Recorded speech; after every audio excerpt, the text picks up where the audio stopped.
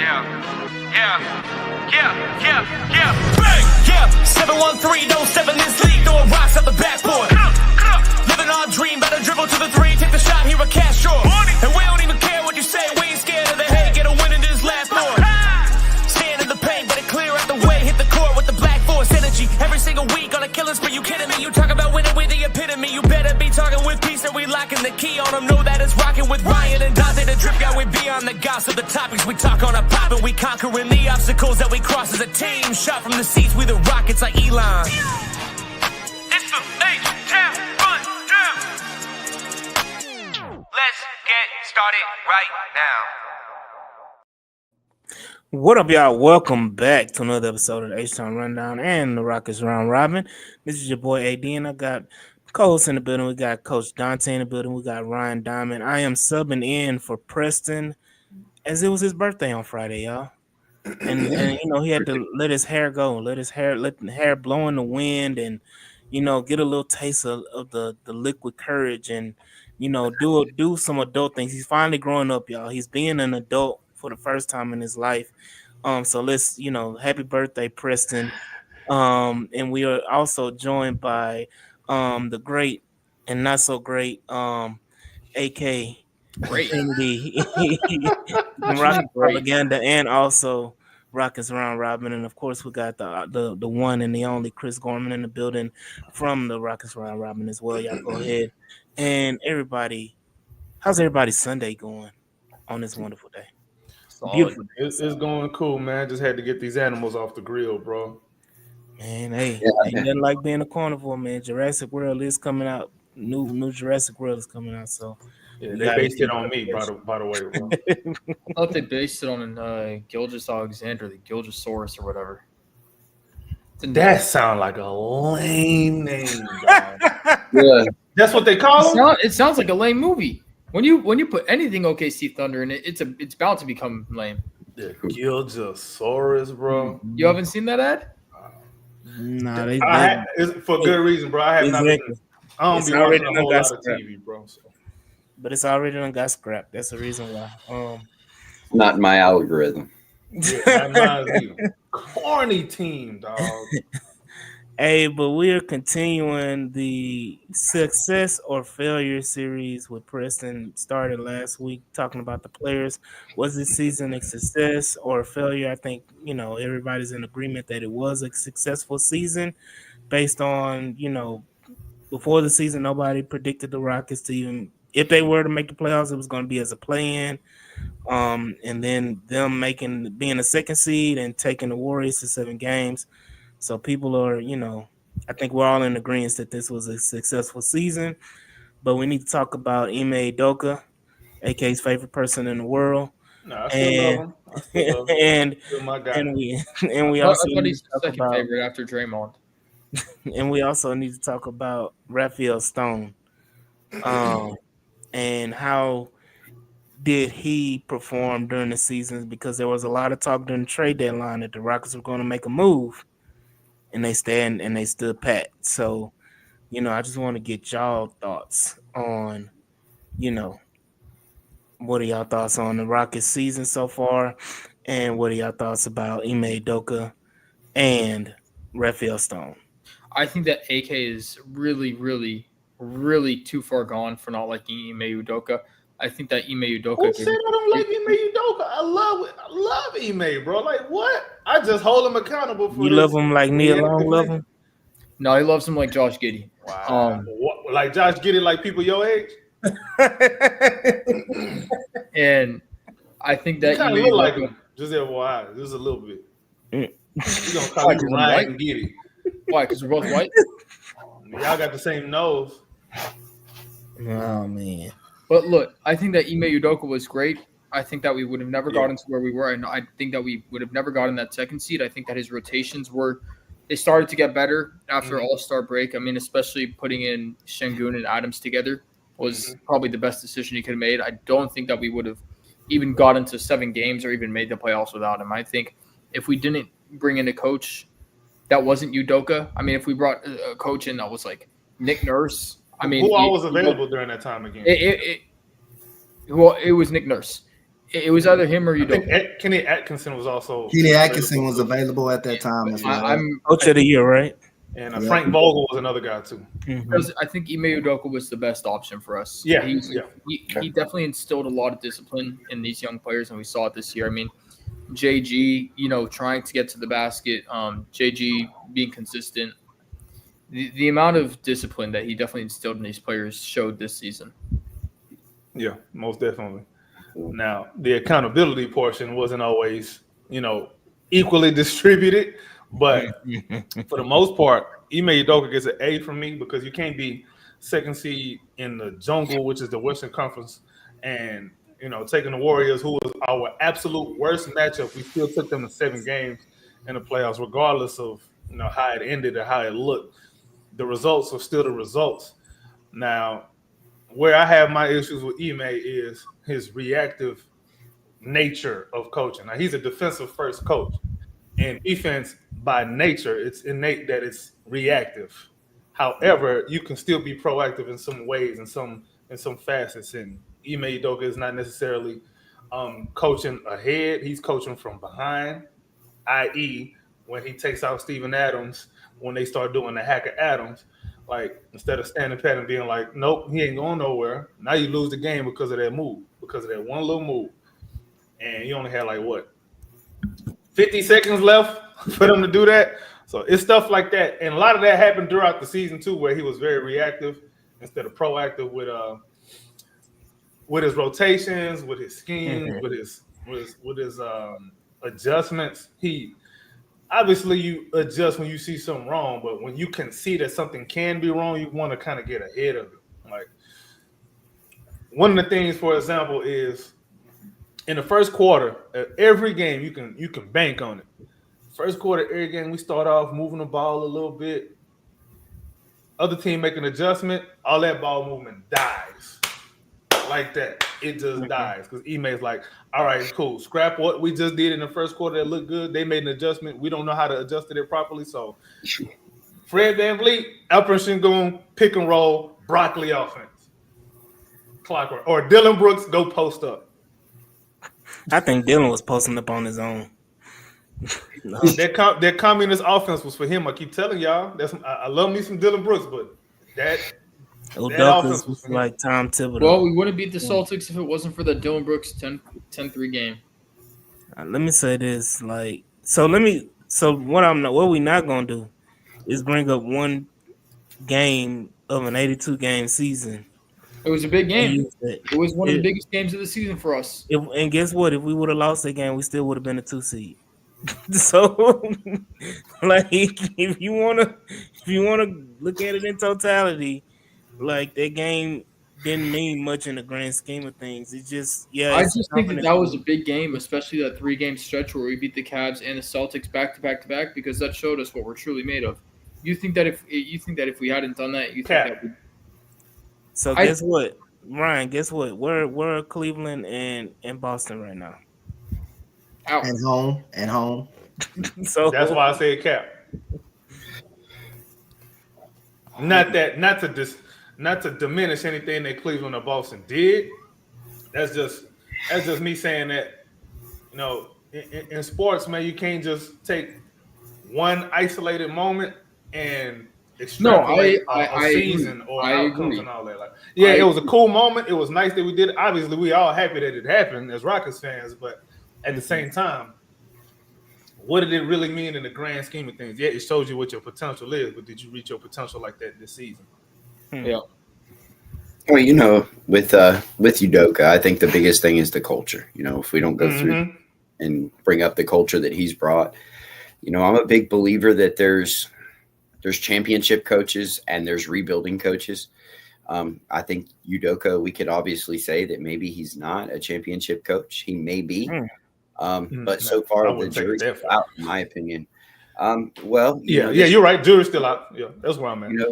There's been a very vanilla offense in Boston when they made it all the way to the finals. He had a great team when he made it all the way to the finals, and it was about at the peak of their powers, and went through it with very little injury history. Robert Williams was able to play sparingly, but I'd say that was a big part of it. Being able to play him 10 to 15 minutes a game in the playoffs was a big deal, or why he got there. So with Ime, I would like to see if there is a progression with the offense. I mean, I think AK has a very valid point when he brings up the offense was very broccoli, it was very vanilla. So I'd say I give him a B. With Stone, I know that he just had that interview with Vanessa Richardson where he acted like it was his culture, and Ime and Tillman's, that's his type of attitude. So he was kind of sliding himself in there. I'm not sure if that's necessarily the case, but I think the jury this is the inflection point, right?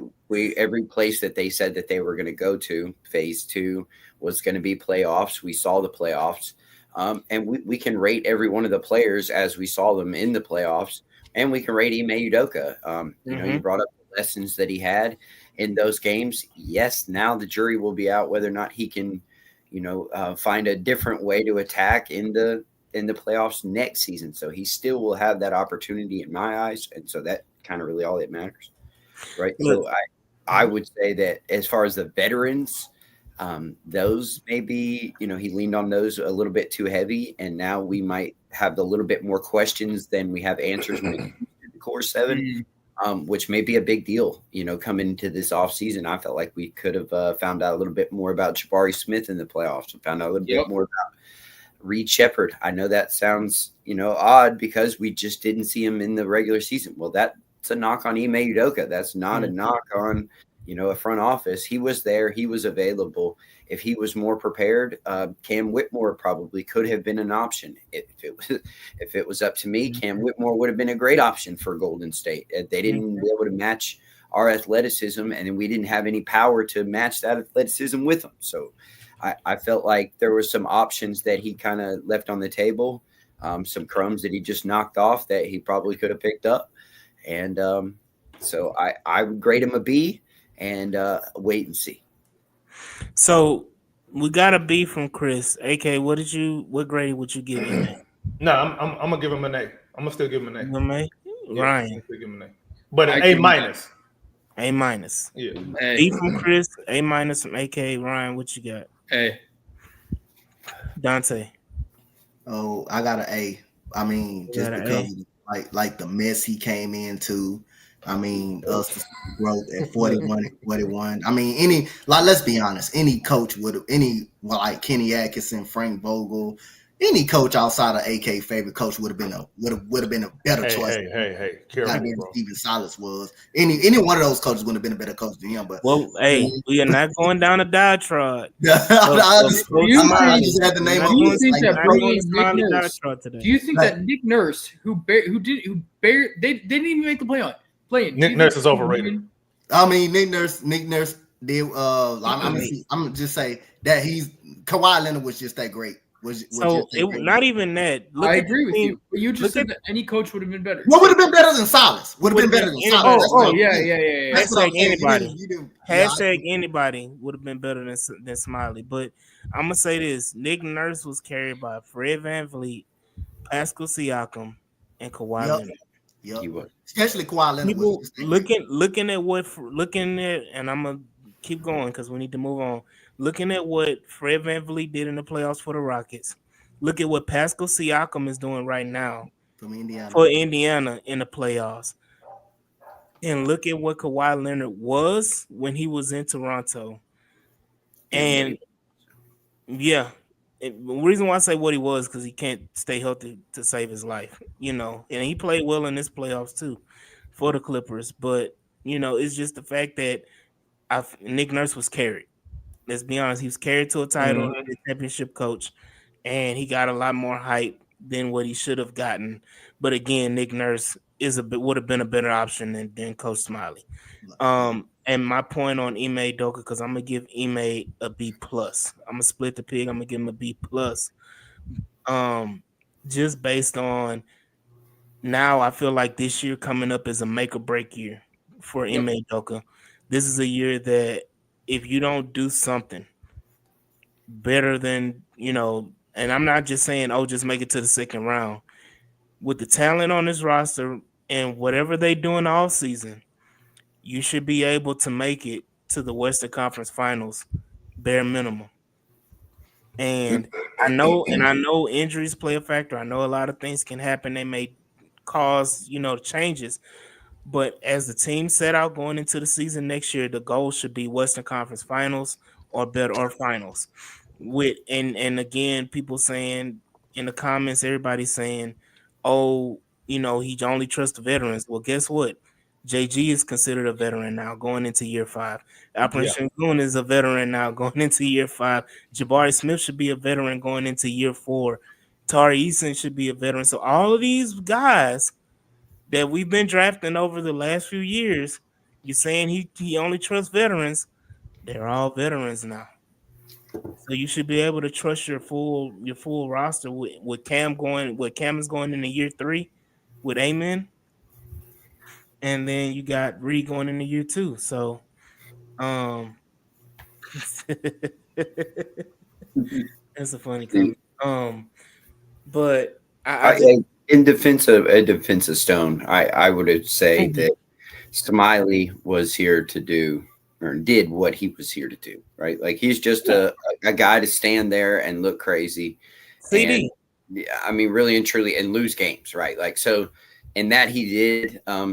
Now, whether you want to use the developmental thing, I mean, they hired Will Hardy thinking that was going to be a developmental coach, and you developmental into wins, right? Jordy Fernandez doing the same thing into Brooklyn, and then now you got to, kind of handcuff him, tie one hand behind his back, blindfold him to do any of these things, not to win games, so that you can tank in games. So I would say that, Smiley lost games and he did it in a way that, I guess there could have been a better way about it. But I mean, the culture was kind of on Stone. If I would have to, it's for him to establish and put veterans and people and put him in that success. So, I'd argue that's the Lovie Smith and David Coley. There you go. Yeah. I mean, it's the perfect example. And it was going on at the same time, actually, too, so it makes sense. It makes sense. I got a quick question for and it might have even been a Dusty Baker thing too, right? Like I have a strong feeling that they were trying to just hire Dusty to kind of cool everything down, and he ended up winning the title. But hey, Mr. Chris, I got a quick question for you, Mr. Chris. So does that mean clapping while you're getting beat by 42, huh? Yes, yeah, absolutely. Okay. Yes, that means going for it on 4th and 28 or whatever it was. That was kind of I'm gonna say this: there were games that the Rockets won when Smiley was here that we shouldn't have won. It maybe could have gotten us better. Hey, boy, what the hell team were you watching? Hold on. We won on accident, bruh. We were that's what I said. Games we shouldn't have won that we won. No, this is what I mean by we won on accident. The players just went out there and had accidentally good games. They had nothing to do with that Smiley man. Well, hold on. What about the Jabari Smith game winner? His rookie. Silas admitted he ain't even draw that play up for him. Yeah, that was a bust. Jabari Smith even that was a busted play because Silas can't even draw up plays. But it goes back to games that we should have lost. That we won. That was not, even though a busted play, you couldn't even get that right. You couldn't even call he couldn't do wrong right. Yep. Right. Jabari Smith even admitted that he wasn't a part of the offense, that he just went out there and played. He even admitted that Smiley didn't have him, didn't draw a play. However, Ime doing the same thing to Jabari.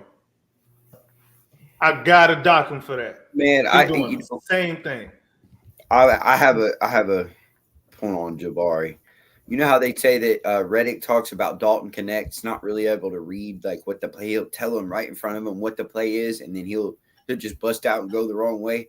I have a strong suspicion that Jabari's like that. I think he just gets a little bit flustered or confused or something like that out there, because there's been so many times when you miss busted assignments, and he just plain just doesn't trust him. I mean, everybody's like, "Where's Jabari? Where's Jabari?" He just doesn't trust him. Is the answer to that. If you look at it from those lenses, it all makes sense. He doesn't like to have Jabari in there for long stints. It seems to pull him, for little mistakes a lot more often. And I wouldn't say that he doesn't like him. I would say that, just the mental errors are the kind of the reason Cam doesn't play. So everything kind of points to a little bit of a mental lapse is get them off the court. The thing about that is that the mental lapses and those small things won't matter as much if you allow those guys to produce offensively. If Cam, as much of a liability as you want to say as Cam is on the defensive end, but if Cam is giving you 20 a night, I mean, the offset, you're still winning in that offset because he may give up 3 or 4 mental lapses a game and give up maybe like 6 or 8 points off those mental lapses, or maybe even 9 or 10, but he's giving you 20 a night. If you let Jabari free and let him pull out his full offensive game, Jabari averaged 15 this season? He should have 12. 12. Jabari easily can average 20 a night if you let him free and let him play his full. I'm gonna add something to that right quick, AD. In the middle of the season, I'll be back. Don't come back.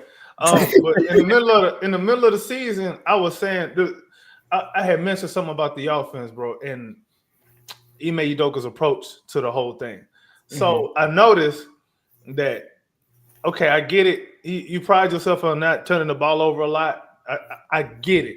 However, if you take the training wheels off the offense and maybe you allow 1 or 2 turnovers more a game, but they get you 10 more points a game, the net is so much greater. You might want to just be able to live with a couple more turnovers a game, bro. Like, it's okay if you turn the ball over 12 times a game. Okay, you turn it over 14 times a game, but you're scoring 10 more points. And instead of being a 4.5 point differential between teams, now you at a maybe 7-point differential between teams. And you probably won at least, and this is me being conservative, at least 3 or 4 more games, bro. Yeah. You know what I'm saying? Like, it's that kind of mentality that I think is kind of holding this team back. And he needs an offensive coordinator that he can at least trust to do his thing on that end, because he may not he not about it at all. Like, so how much of the the variety of options that you have comes into play, right? Like, I know Coach Dante probably attests to this. When you're coaching, doesn't matter what it is, if you've got a plethora of wings going out there that kind of, I'm not going to say do all the same things, but kind of go about it a different way, but kind of give the same type of production. If Jabari turns the ball over once, where's Tari, right? And just get Tari in there. And if Tari's struggling, where's Amen? Where's Dylan? So I wonder if it's just kind of like one of those cycle, it's just kind of like a Ferris wheel, is that who works and you just stop it on that wing. That's the guy I'm gonna counter that, Chris, by saying that Tari, for whatever reason, Tari got away with a lot more than others did. Tari, what we call him, tunnel vision Tari, was a turnover merchant, and he would give you at least 3 or 4 turnovers a game just by doing dumb shit. And the fouls on jump shooters, exactly. That's the thing to me. Like him doing a lot of that, and yet he would still stay in the game, and he would still go back to him. He wouldn't bench him like a Jabari, or he wouldn't bench him like a Jalen or anybody else, or a Cam or anybody else who would make those mistakes. What is it, Ryan? It's because of his defensive aggression. That's why. He knows that Tari will not settle down and he will not stop. He is going to bite at the ball every single chance he gets. That's why. Yeah, but Jabari can be that type. But you don't see Jabari always biting at the ball and always. You know why, right? That's what Udoka likes. Udoka likes the barking and the biting at the ball, and always. You know why that is, right? Do you know why some of these guys are a lot less aggressive than they should be? Why? They scared of making mistakes. Yeah. No. Absolutely. You gotta let a person walk. Bro, think about it, bro. People. Let's use everybody's favorite target, JG, bro. If JG go in there and shoot 18, 20 times a game in the playoffs, and you keep missing, they're gonna call him number one. Fans gonna call him a shot chucker. Number two, he ain't gonna get that chance because he gonna get pulled. Yep. You know what I'm saying? So of course, you're gonna tame yourself down a little bit because you're like, man, I want to stay on the floor. I feel like I can help the team while I'm on the floor. But if I make any little mistake, that's my ass. Mm-hmm. It's the same thing with Jabari. Jabari struggled with the same thing. It would be the same thing with Alperen Sengun, but he at least gets a chance to play through his mistakes. And they know they really ain't nobody else you're gonna go to anyway. Exactly. You don't have no backup. That's the reason, and that's the difference why I'm saying like Tari gets free reign. Tari has the longest leash out of all. If you look at the core 7, Tari had, and Amen Thompson. No, Amen Thompson got the longest. Well, Amen doesn't. You can say Amen does, but let's be real. How many? If you and I'm going based off of all the core 7, Amen is the least mistake-ridden player of the core 7. Yeah, that's true. So that's true. You can say he has a longer leash, but I'm talking about of the Alperen Senguns, the Jalen Greens, the Tari Easons, the Jabari Smiths, the Reed Shepherds, and the Cam Whitmores. Of those other 6, Tari Eason by far has the longest leash to make mistakes. Oh yeah, for sure. on a frequent basis, and so that is why I'm like, if he gave that kind of reign to the Rockets, the rest of the core 7, just imagine. Yes, we probably wouldn't have been in the 2 seed, but I feel like we would have been more equipped to make a run in the playoffs and get past the first round. Bingo. If you allow them to take the lumps during the season and you lose, instead of you being a 2 seed, you end up being a 5 seed or something, and you end up playing, instead of playing Denver, you probably play whoever. Let's say we play the Grizzlies, the Clippers or something. Let's say we play the Clippers in the first round as a 5 seed. Clippers get the 4 seed, whatever, and we play the Clippers in the first round. That'd be fun. That would have been a great series, That'd been fun. And you would have been more equipped to beat them because you have more of an arsenal, and your bench is not as short. But it leads me to go into Raphael Stone and his stand patness during the middle of the season, and trusting just as much as we say Ime Udoka is trusting the vets too much. Did Raphael Stone trust Ime Udoka too much during the season to not make major adjustments, but adjustments at all? Because if I'm not mistaken, we didn't make any trades or any moves. Nah, we got what's that one dude from Boston that never played? Springer. Yeah, Jaden Springer. Yeah, we got him. And low key, I was a little bit excited because I was like, man, we got a nice little rough house. I've never seen him in the Rockets jersey. Never saw. I was like, well, no, we had him as long as the Hawks had Carmelo Anthony. Wow. Then we got what's his name as well? We got the big guy, Cody Zeller. Oh, again, didn't even see him playing the Rockets uniform. I think Raphael Stone's thing right now is he's probably making moves to prepare. He's trying. I'm gonna actually give him a little bit of credit. I think he's probably being a little bit proactive in how to navigate the whole cap situation in the future. Mm-hmm. So a lot of the moves we're looking at right now is frustrating, but maybe we got to do that to keep as much of the court together as we can long term. That's the way I'm thinking. That's the way I'm looking at it. I might be very wrong, but if we got to look at it though, if we had to ask the question that what move could we have made that would have made sense for us this season and the next couple of seasons? Mm-hmm. Like what move would that have been? And would that move have made us any more likely to come out of the first round against the Warriors? To be honest. Well, I mean, if they would have acquired a shooter in some sort from somewhere. I don't think shooting is the problem though. Oh well, shooting is a problem. It is a problem. Having shooters is not necessarily the problem. It's how we getting these guys shots that's the problem, bro. No, so we can say go get a shooter. He may gonna put you in the worst position to shoot the ball possible, bro. Well, I mean, go ahead, Chris. My bad. Well, I would say that let's go back to the original theme from the thing, Phase 2, correct? Right? Mm-hmm. Isn't it? We're gonna see what these guys can do in the playoffs, and if you're gonna go making those kind of moves, what's the ticket? What were the tickets around the league that people were looking to, to move some of these guys for? I'd argue that that would be a little bit little bit early of a move to make if you're Stone. I think they wanted to see what they got into the playoffs.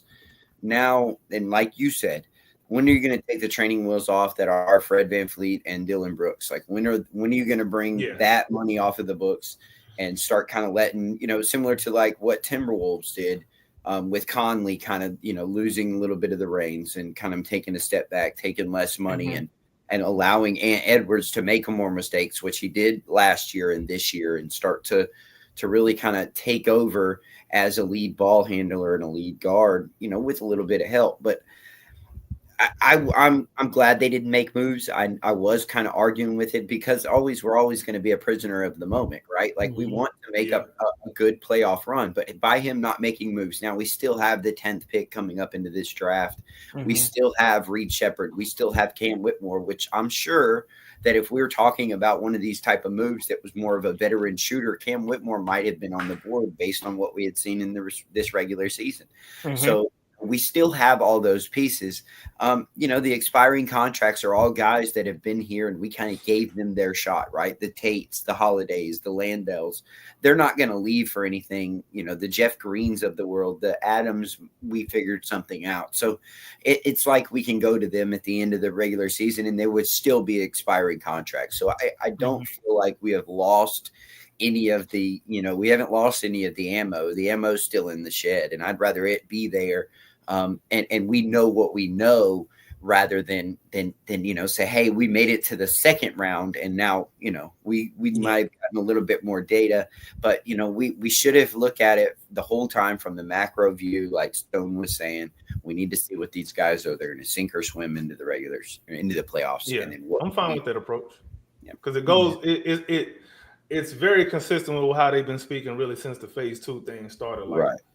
And hey, finally, you feel a little transparency is the way that Stone always talks. You always feel like you don't know, you don't have a clue what he's doing. But I kind of feel a little bit more content with Stone has been saying this the whole time, guys. Like, let's be patient until the right move is there. So I'm learning to trust Stone a little bit more, to make those moves if they come. But right now, the patient approach has been what he said and what he's been doing. Yeah, and again, I think, like you said, going with the thought of, okay, we're going to see. I think he thought that Ime was going to allow those guys to kind of play it out as well. To hey, we're not making the move, so this is let's see more Cam and let's see more Reed, and Ime still went about his way. But what would you give, Stone a grade this year? I'll start with Chris and go AK, then Ryan, Dante. I mean, I guess it's all going to be for, personal. I'm going to give him an A. I'm liking what he's doing. I like what we see in the future. He's built something. What he came into was pretty rough, right? Like, he didn't have any assets. The cupboard was dry, and the cupboard is not dry 3 years later at all. And we have talent on the roster. So, 7, whatever you want to call them, core 7. We still have money, flexibility. I just trust him to make, I'm wait and see. I'm going to give him an A now, but this Fred VanVleet contract is going to change some things. So I want to see what's going to happen. I'm going to give him an A for this season. I'm giving him an A. What you got, Ryan? And then we'll go to AK and Dante. Plain and simple, give him an A. I mean, he didn't really do too much this season. Drafted Reed Shepherd, great. There wasn't really much else done, so I'm giving him an A. Dante? I'm going to give him an A because, like Chris Gorman said, he came in, in a messy organization, had to deal with James Harden crap. He got draft picks for him, which were turned into all-stud players.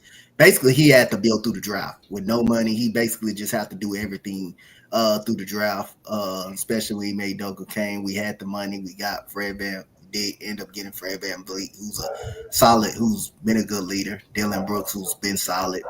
Basically, he had to build the team, the core through the draft, basically, without no money, without no free agents coming here. So that's what basically he had to come. And then he had to run into John Wall and James Harden. Crap. So I have to give him an A. Yeah, I would concur and give him an A as well. Just based on the trade, the previous offseason, with Phoenix, and making those trades to kind of reload the picks. And we were at the end of the Brooklyn picks, and you just basically extended, that pick bank that you have, that we lost it all in the Chris Paul and Russell Westbrook trades. You gain that back, and now you have, time, and assets, as everybody said. You still have assets, to contend going on into the future. And But he's dangling everybody's picks, right? oh yeah, I mean, Dangling the Brooklyn. I mean, it's a Brooklyn pick, and he's dangling it for them, and he's getting 3 and 4. mhm. Phoenix. Yeah, Dallas. you got the fact that he took. Let me say this, and it's obvious now that he was the mastermind behind Daryl Morey and the genius of trading and getting superstars. And because of what you see now and what the mess that Daryl Morey has created in Philly is, it's a shit show. It's a good point. It's just a shit show. And then, I just feel like he's excelling right now. And so I think he can be, I don't think the Rockets are in a great spot right now with him being the GM and the GM of the future. So like I said, I'm gonna give him an A, and I just agree with everything. AK, you want to give you a quick grade on Raphael Stone before because we gotta move on. Full picture or just this season? This season, this season, great. This season is great. I'm gonna give him a. It's hard to because some of the moves that he made last season contributed to what happened this season, or some of the stuff he didn't do. You know what? Screw it. We're gonna give him a B because of some of the stuff that he did not do, not necessarily what he actually did do. The Steven Adams thing, he probably could have. People thought he could have moved him or would have moved him in the summertime. He didn't. He actually stuck with him, and he ended up being a very important playoff contributor. So that's one. And then not falling into all of the stupid pressure to trade XYZ player, whether it was Cam Whitmore or Reed Shepard at the deadline. We'll all know. He ain't had no trade noise at this deadline, though. It was last deadline. But yeah, it wasn't no noise around a whole lot of that. He didn't make no panic moves, and he let the guys ride and let the chips fall where they did. So I give him a B for that. I'm gonna give him a B because he ain't do nothing spectacular, but he ain't doing nothing detrimental. So you get a little B. That's cool. Absolutely. I do want to quickly move on because it wasn't acknowledged, and I don't know why it wasn't blown up more. I think we got maybe one day of praise for Amen Thompson making first team All NBA defensive team. Definitely got to give Amen his props, for making it. And it being well deserved. Well deserved. He was one of the best defensive players in the NBA. It was the best. He got robbed. Yeah, he should have been defensive player of the year. Yep. Amen Thompson, guy who can guard. Honestly, he can guard all 5 and do it well. And Hansy creates a lot of turnovers. Is excellent as a paint defender as well. Perimeter defender is excellent as well. He's always guarding your best perimeter player, as well as why you looking like that? You talking about me? Yeah, you. No. I'm cool. I was like, bro. damn, did I lie? Did I say something? No. You ain't saying nothing stupid yet, but you will though. Oh, okay. But definitely, he has been, probably will be a consistent or perennial defensive player of the year. Probably he will be a perennial defensive player of the year candidate, and possibly a perennial defensive player of the year. I see him winning multiple defensive player of the year awards in his future. Amen Thompson, who's also going to claim Jamaica. That news just came out that he's going to claim Jamaica and going to him and his brother going to try to play for the Jamaican national team in FIBA and the Olympics coming up in 2028. But shout out to Amen Thompson, and unfortunately, the Rockets didn't have any players on the All NBA team, 1, 2, or 3. But But Just offense. at the end of the day, it's only 15 spots. It's only 15 spots, and the Rockets were really unknown, similar to the Detroit team that kind of shot up. Rockets just shot up to the number 2 seed. Detroit and the Rockets are similar in the sense that they mirror each other, same timeline, same kind of process that they're both building. Except Detroit just had a lower seed and a little bit worse record than what Houston had, and they didn't have any All NBA players, and they took the Knicks, who's in the Eastern Conference Finals. They put them through the ringer in that first round. So give credit where it's due, but again, I'm not shocked. I'm not surprised that no Rockets made the All NBA team. And I'm not pissed off about it. I'm not about to riot and say that Sengun or Amen should have made an All NBA team or something. Somebody out there going nuts right now about it. And that's why they got mental hospitals. But all in all, man, I do want to pivot to a quick rundown of free agents, and then we got to go into this topic. We're gonna spend about 10 minutes on this topic with AK and Chris brought up. But I know we all get into that. I gotta head out. But it was nice. Yes. Good night. See me next week. Get him out of here. Bedtime. All right. Bedtime. Oh, Chris, you wrong for that. Chris got away. Chris had something slick on that one. You were waiting for that one. I know you had that in the chamber ready to go, boy. Hey, shout out to King Name Clip. Saying Shakedown is a rundown. Eddie, Coach, appreciate you. It's good. But again, I want to talk about free agency. Just a quick preview. I want to look at guys who, if we stand pat, we don't make the trades. We don't trade JG. We don't trade Cam. We don't trade Reed. We keep it stand pat as the roster as is. We let certain guys go. We keep certain guys. Of course, we let Jay-Sean Tate go by Jay-Sean. Don't come back. He ain't going nowhere. He the franchise player, man. You out your mind. But there's free agents that we could potentially sign when free agency rolls around next month. I'm already considering it June. We're Memorial Day, so it's June to me. And next month in July when free agency hits, what type of guys who are affordable could we bring in, quickly? And I just want everybody to give maybe like 3 names that we could possibly bring in the off season, and with a reasonable amount. I think we can afford a guy that makes $15 million or less as a free agent, sign him as a free agent. And I'm saying not including re-signing Steven Adams. I think that should be a must. Fred VanVleet is on there too, by the way. Do we want to include him or not? No, we'll know about his option by then. Yeah, we'll know it's by the end of the week. We'll know what his option is. I think they pushed it back to the 29th. So by Thursday, we should know if they're going to keep his option or let him be a free agent. But isn't it June 29th? I thought, it's June 29th. I'm my bad. The last day that you can talk to your free agents. Okay. It's a lot different nowadays because we're going to be right into it. You would already have drafted. We'll have already, we had already signed our draft picks, and then free agency would open up. It's a little bit backward from what it's used to be. True. Thank you. I know 29th was the day.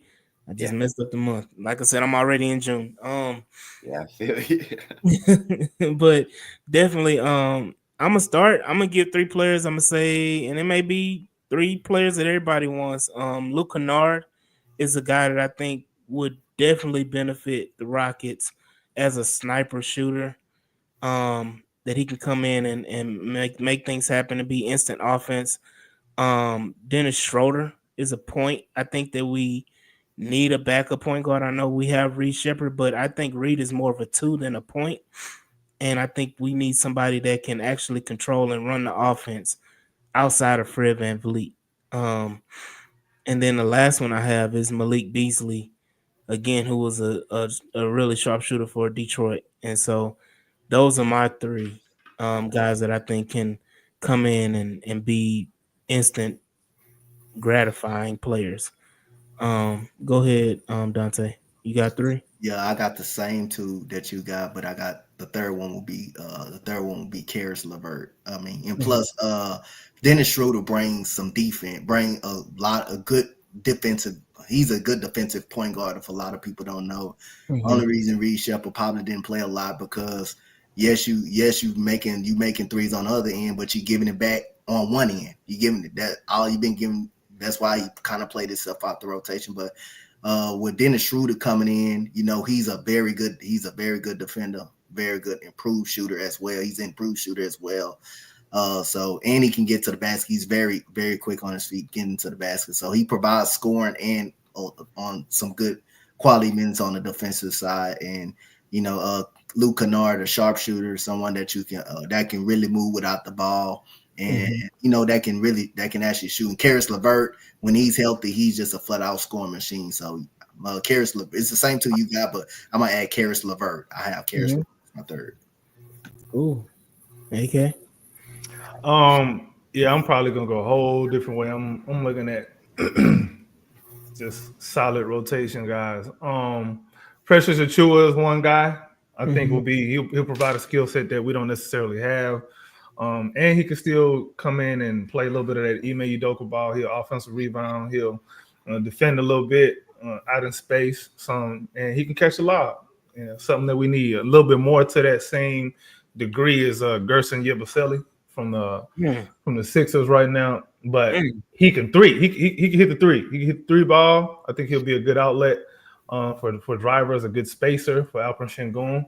And last but not least, a guy who I've been banging the drum for a little bit now, Malcolm Brogdon is probably the most perfect guy you can bring into this situation.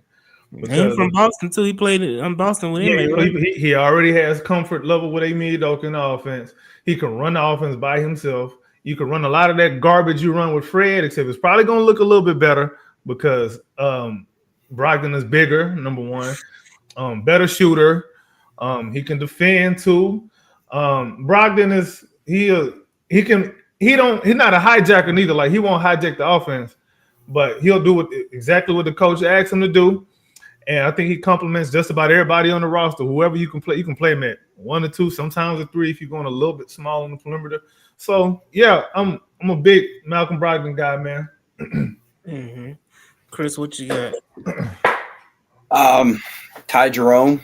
I'd like to see what Ty Jerome. Let's see. I don't think Cleveland can bring him back. They're going to be so heavy into the second apron once the new season schedule overturns. Al Horford. I'd look to see if he kind of wants to do one more year with Ime.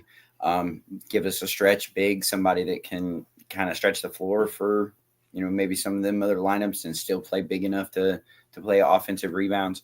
And then I'd like to see what Brook Lopez wants to command money-wise. Same idea, rim protection.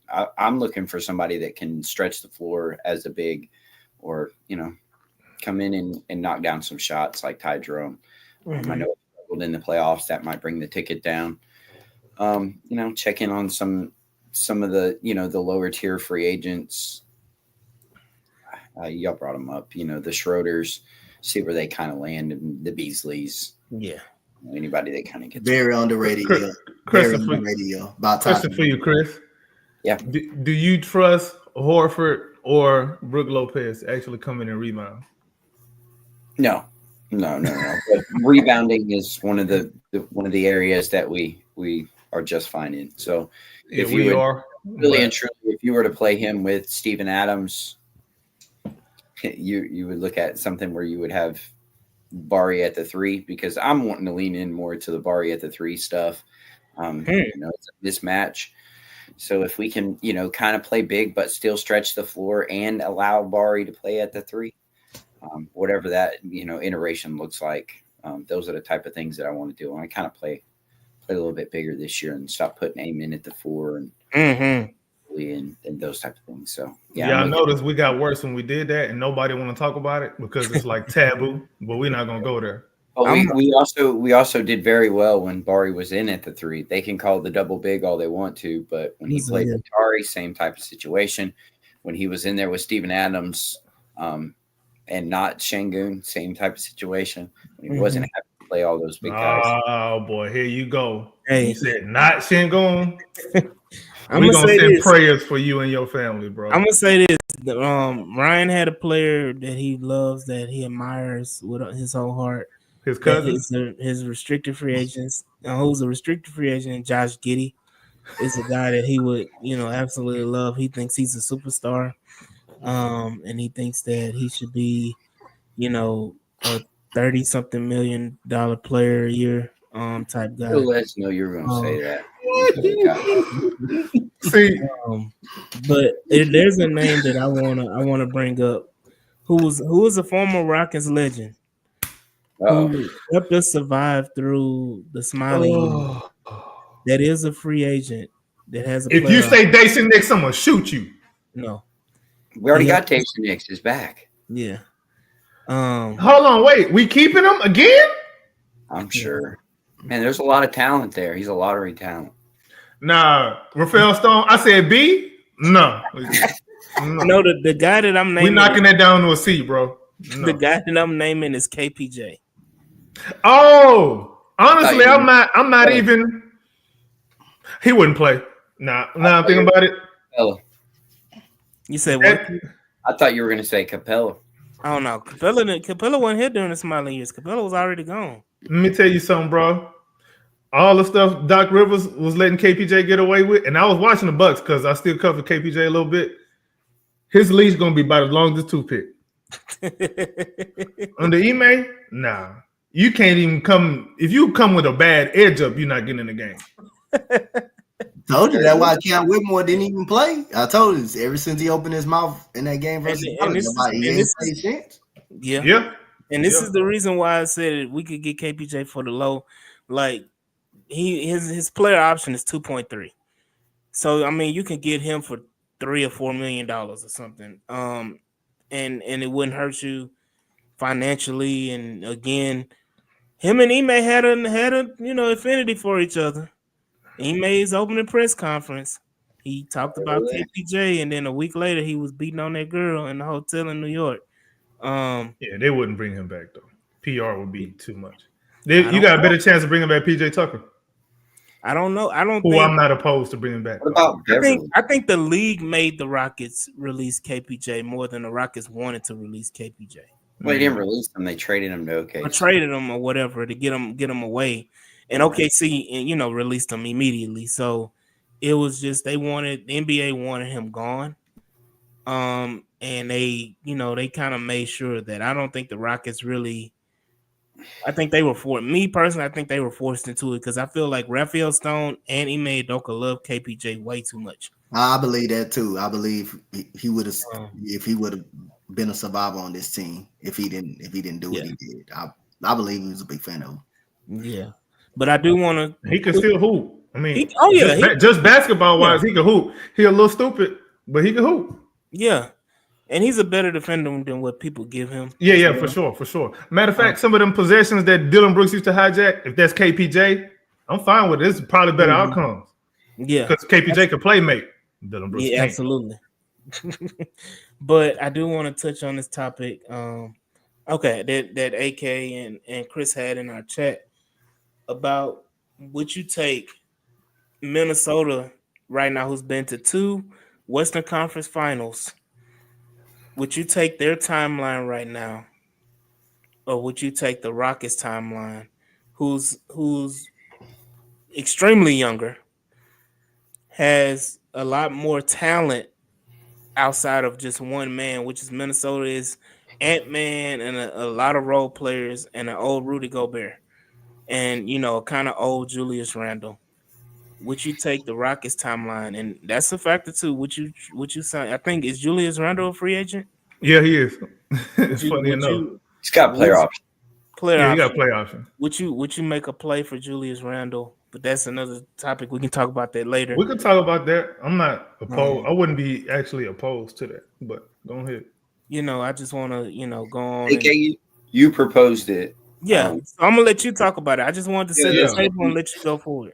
Yeah, so the reason I had brought that up in the chat is because, I mean, the whole star hunting thing, I think people get so enamored with the headlines and being talked about and TNT and all that ESPN being nice to you because you got a superstar or whatever and all that BS that don't have nothing to do with on the court.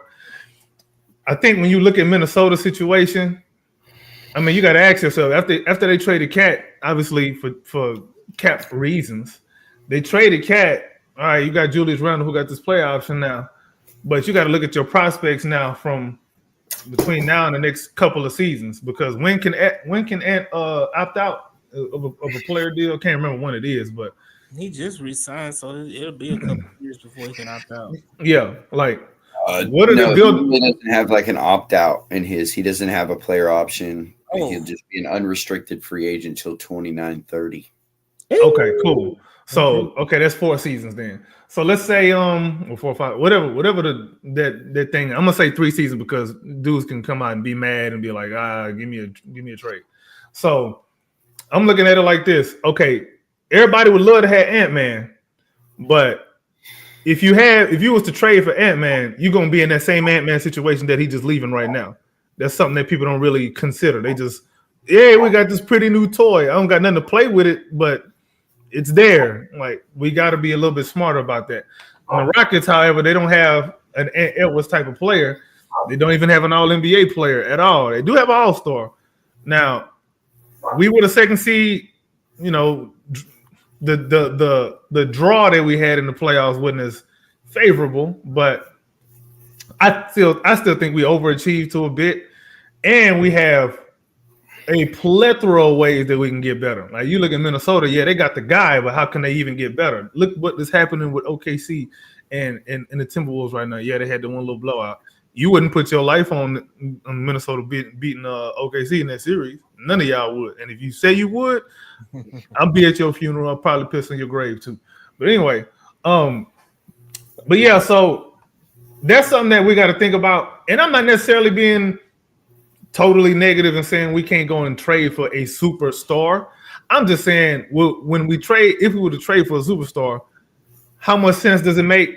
Because that would immediately rush us into having to do things that we may not want to do faster than we want to do it. You know what I'm saying? Instead of giving ourselves more bite at the apple. So I guess, Chris, you the cap person.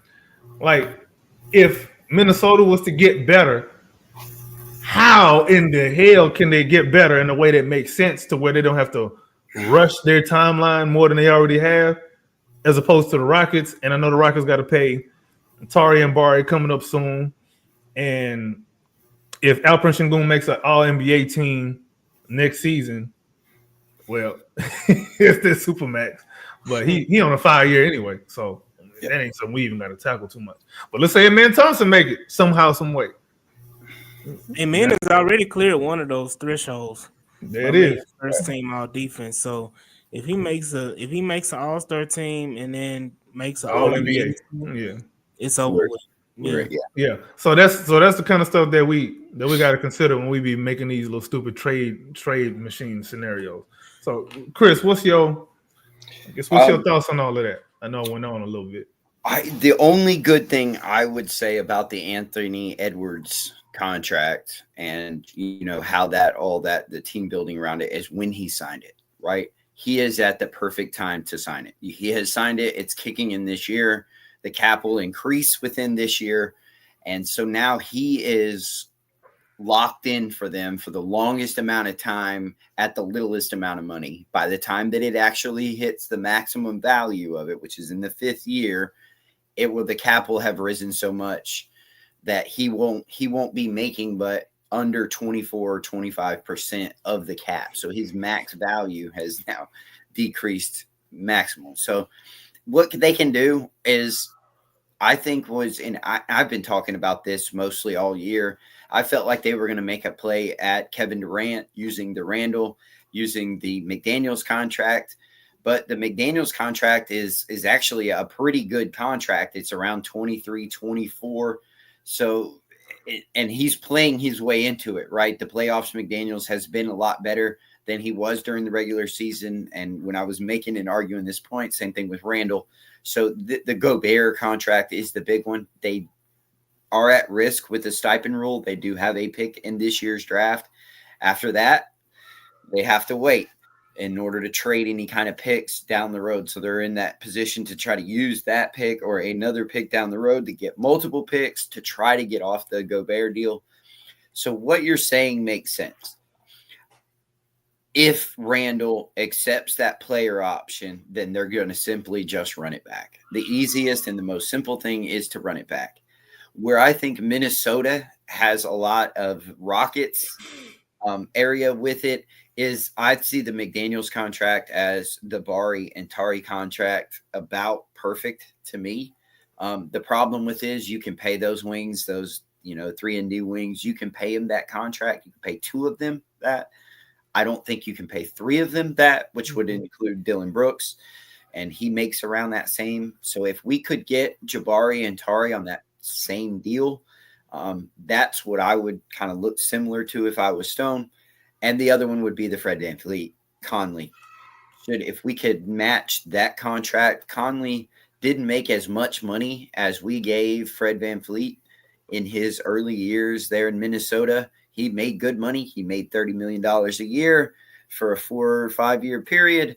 And then they re-signed him to a 2-year, $20 million contract. So if we could pull Fred back for $10 million per average annual value, and we could get Jabari and Tari, Stone has a lot of ammo in his bag to kind of put that amen as we brought up together. So as far as you're coming up with the team construct with the cat trade, like you said, I mean, I'd echo the same principles. The idea was to have future flexibility. Cat was going to be harder to be traded down the road. If he had another bad defensive season, go ahead and get maximum value with it, especially with the expiring contracts. DiVincenzo, I think you could move him. I don't think you need to attach an asset. You could probably he makes 11. So, they have flexibility along the lines that I don't think people understand. The Gobert contract goes from 43 this year to 35, and it's descending in value. So, somebody may like the idea of that. Phoenix may like the idea of something like that. If you want to get a Phoenix, Minnesota, and Houston trade together, the perfect contracts would be Gobert to Phoenix, Booker to Houston, and Fred VanVleet to Minnesota. It would all nice and in the cycle. But of course, you'd have to attach assets, picks, and things along those lines. Can't do it with the Kevin Durant. So, what you're saying, I understand. I don't think it's as bad as a lot of people are thinking. I think when Laurie and A-Rod bought the team, they assumed that they were going to know what was going to happen with Randall. I mean, if he accepts that option, it kind of locks him down, puts him right at the top of the second apron, and they can make some small marginal moves to get off some cap money. But I think they'll be okay. I mean, if they want to re-sign him because of playoff success and run it back with him. Terrence Shannon's done some good things. Dillingham, they're still young. I think they're okay. I think they're in now that they did make that cat trade. I don't think it's as bad as people were thinking. If you go look at their cap sheet, it looks bad when you see, Gobert at 43, but bring it down to 35 this year will allow them a little bit more flexibility going forward. I don't think it's as bad as you think. I do think they will, explore trade options. And if somebody really does like what they saw from Randall, there's interesting options, with Randall, with some of the young pieces. And like I said, they don't have a lot of picks. So if somebody likes what they have as far as bigs, the Naz Reid contract is up this year. He's also got a player option. Yeah. He's declining that. That's in like the $12 to $14 million range. A sign and trade would be a possible option with that. If you did want to go after a Kevin Durant, sign and trade him and, add a McDaniels or another expiring, a DiVincenzo, go get Durant, give Phoenix some cap flexibility. So I don't know what else other questions you might have about it, but, as far as the cap situation, the Rockets are in good shape. Minnesota can be in good shape. Side note. Yeah, that's the thing. Just like you said, the Rockets are in good shape. The Timberwolves can be in good shape. They just Well, need to that was my argument. Yeah, I guess I never really did bring that up. Yeah, the argument would be I would rather be Houston because of flexibility. We have a ton more picks. We're not up against the second apron. We're not in the second apron. And let me make a disclaimer. A lot of people are putting out trades, and then you put out a trade and they say, oh, no, they're in the second apron. They cannot aggregate that salary. If it gets them under the second apron, yes, they can. You can aggregate salary if it allows you to get if that the return comes back is less than the amount that brings you under the second apron, you can't aggregate salary. So it's just something. Interesting. See, this is why you the cap guard, bro. Yeah. Oh, hey, it's been a while actually since I read up on it. I wouldn't call it a capologist. I read up on it a little bit. Some of that language is a little more lawyer talk than I was able to hash out. But I tried to get those little rules, the restrictions and when those kick in and when they don't kick in, how the cap hits work and how the aprons, those kind of things work. But as far as that CBA, I'm going to have to leave that to the Goslins and the Keith Smiths of the NBA world. Cool. Yeah, I obviously we'd probably rather be Houston. You know what I'm saying? Because we're still on the upswing. We're still on the upper trajectory, barring any stupid foolishness. But the league likes that. League loves to have that one guy, right? That face of the league. Yeah. That brings in the numbers, that brings in the tickets, and he's more marketable than anybody on the Rockets is. If you want to go back to one of my recent clips with Raphael Stone, he said, we're going to build this like a team. We're going to build it out like Ime likes it, a team first team. So I don't expect the big trade, from Houston or anything like that. I think he's going to run with their favorite communism offense. And man, if you're going to have a communist offense, bro, it just need to look better. Do they bring in the offensive coordinator similar to how the Rockets with Daryl Morey, they brought in Jeff Bizdelik for Mike D'Antoni on the defensive side? Do the Rockets make a move in the offseason and bring in a guy to kind of help? Mike Malone is available. You think he want to? This is a man with a championship. You think he want to come in and just be a? But do you think he? But it'll just, to be honest with you, it'll be kind of like a 1 year, year-to-year basis type thing. He may want to take a step back, be an assistant again for a year or two, and kind of prove his worth. Because a lot of people are not giving Mike Malone the credit he deserves because of Jokic, and saying that Jokic was the one that ran the show, and it would have been even more prevalent if they would have won that Game 7 against OKC and been in the Western Conference Finals. What he could do with Şengün. Oh, nah, I wouldn't. Mike Malone, I like Mike Malone, but that wasn't the guy I wanted to come help out Ime. It was actually David Adelman. Yeah. That's the guy I wanted. He would have done wonders with Şengün. I'd argue that if I was Stone and you're wanting some kind of offensive change, I don't think it's the offensive system as much as it is the limitations by your point guard. We're just not very dynamic when you have a guy that's, small running the point. It has that many limitations. You can't see over the offense. It is very, very difficult to have a limitation at the point guard position. And, Fred's always been known for being a good point guard and turnover. He's a high floor point guard. Correct. But he's also a low ceiling point guard. Exactly. And I think we've seen that. We've seen the limit.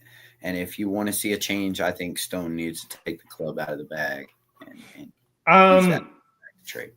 As much as I agree with that in theory, I think the move would be, I don't know how y'all feel about this, but I would be totally fine from day one next season. Amen Thompson, you running point. I'll be fine. He got to get the handle together though. Yeah, but I think it's together enough to where look, he's made hella strides from his rookie handling, bro. Mm-hmm. Obviously, you can't always bank on that, but I don't think he's the. If you want to raise your ceiling, because the floor is the defense. The defense is what our floor is, bro.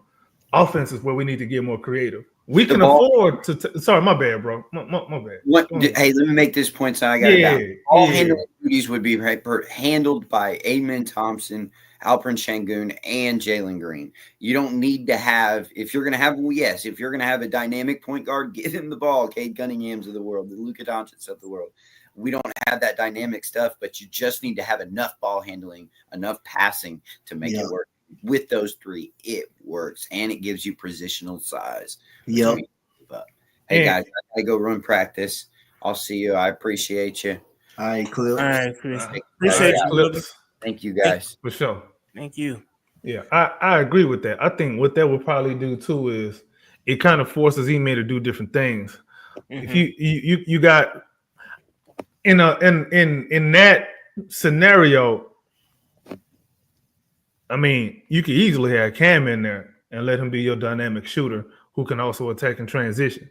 So now you can capitalize more on your defensive stops that you get a lot of. You can capitalize more in transition where we already good, but we don't complement our defense enough. Right.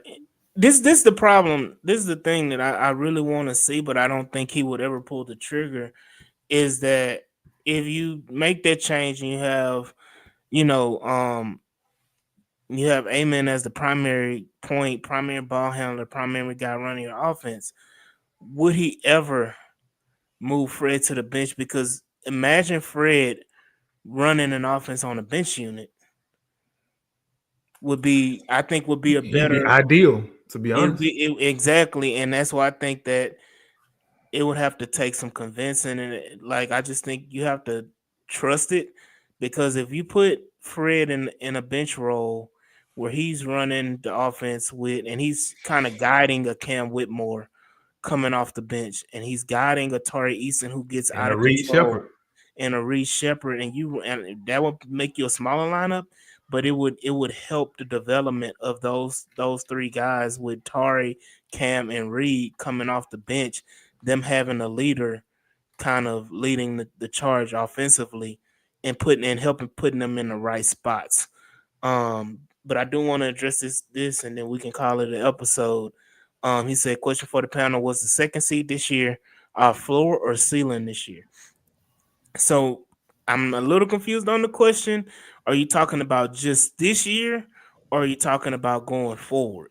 Because King Name Clip, if you're talking about going forward, then this could be considered a floor. But if you're talking about this year, this was absolutely the ceiling. This was the ceiling by far. Yeah, this was the ceiling. We can attack both.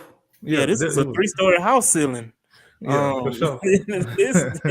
We had to take the elevator. So yeah, if you speaking in that, for me, if you're speaking in the essence of this year specifically, we hit our ceiling this season. Yeah. Oh yeah, he said this year. Yeah, it was a ceiling. We definitely hit our ceiling this year, man. Now playoffs notwithstanding, but even if you want to say playoffs, that was a ceiling. You took the Warriors to 7 games. True. With a fully healthy roster, Jimmy Butler only missed 1 game, and again, we didn't have the luxury of playing the Warriors without Steph Curry. Yep. We the one did it to him. Yep. Hey, we the one softened them up. We softened them up for the Timberwolves. We the one hurt them. We the one. If Steph Curry gets injured in Game 5 or whatever, we win that series in 6. We win in 6. Yeah. We were down 3-1, right? Yeah. Oh, I'm tripping. My man. Yeah, we would have won in 7. I'm not that bad. We would have won in 7. We would have won in 7, but it would have been a comfortable 7. Yeah. More likely. And so, but no, other than that, man, I want to go ahead and end it. We already been about an hour 15 now. Great pod. Appreciate you, AK, for jumping in. Appreciate Chris Gorman as well. We don't appreciate Ryan. No, just playing.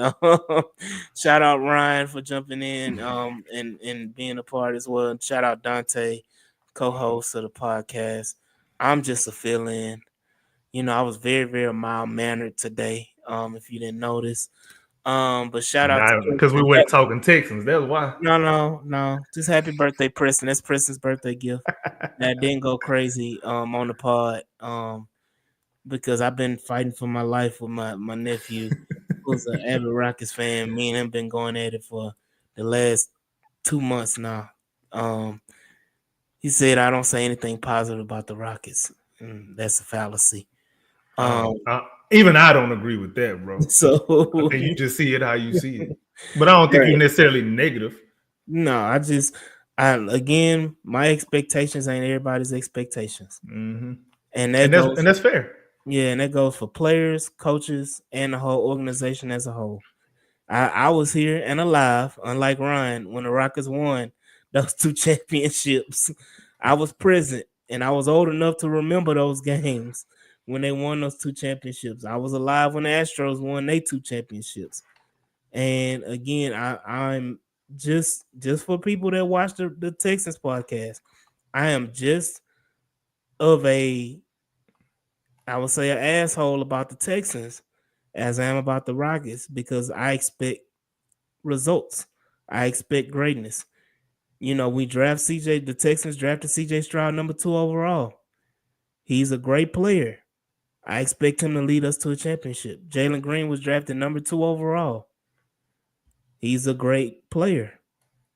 I expect greatness from Jalen. He's had great moments. He's not a great player yet. He's had great moments. I'll say he's a great talent. He's a great talent. Yeah, that's a better way to say it. Good player. He's a great talent. And he's had flashes of that greatness. Right. He had. But he got to put it all together. And I expect Jalen Green to take us to the promised land. Mm-hmm. Jalen Green has fallen short multiple times. My expectation for Jalen Green is not everybody else's expectation.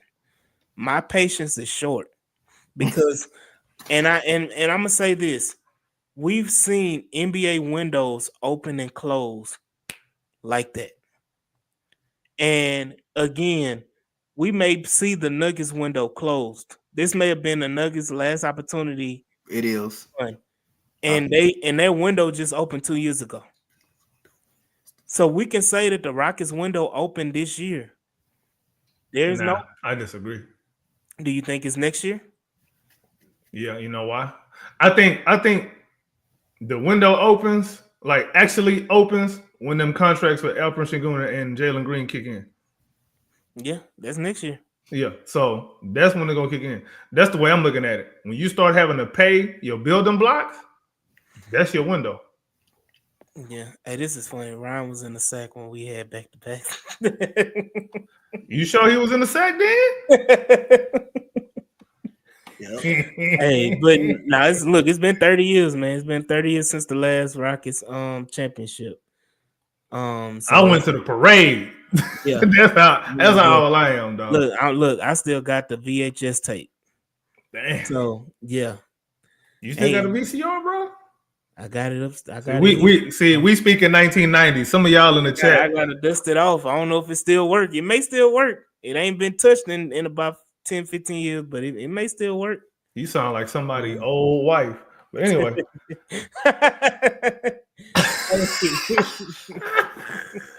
Hey, now stop talking about grandma like that, man.